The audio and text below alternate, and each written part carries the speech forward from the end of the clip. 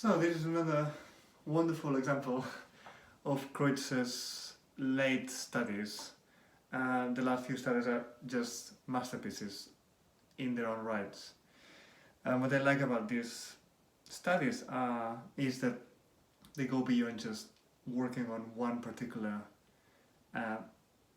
part, but just they become proper pieces and they have multiple levels of challenges for all of us.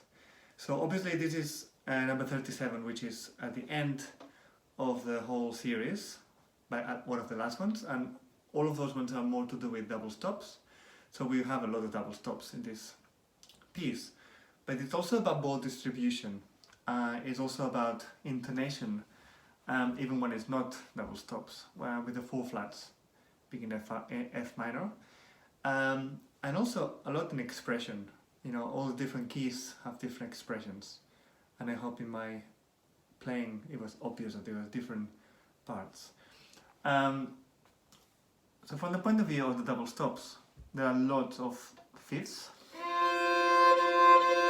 right from the very start.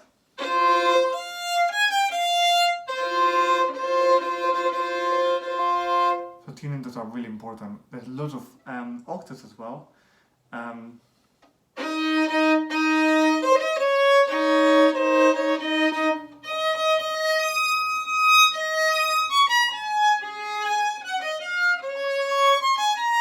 Whole sections of just octaves in different positions.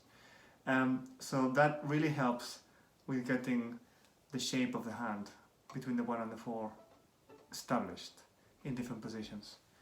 There are also some interesting double stops, like at the very end. And then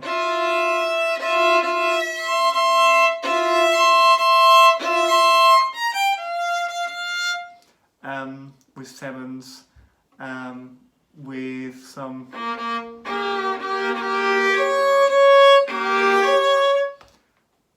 interesting combination of fingers. Anyway, after going through all of this and going one by one, I think it's important also to note about the bow. Double stopping needs to do, it's also to do with the right hand, making sure that we have a good balance between the two strings.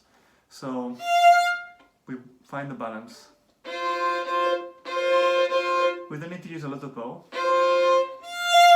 I would use more bow when it's not double stop.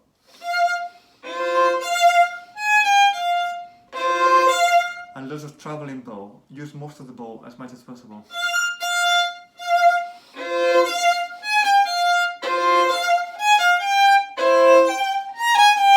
Small, big.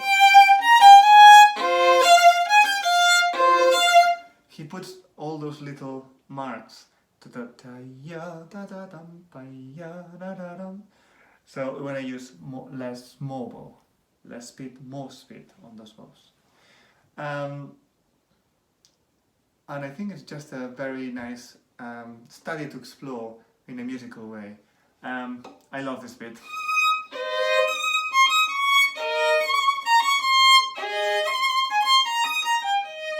As much as it's really hard to play in tune, once you get it in tune, again, it's about getting that shape.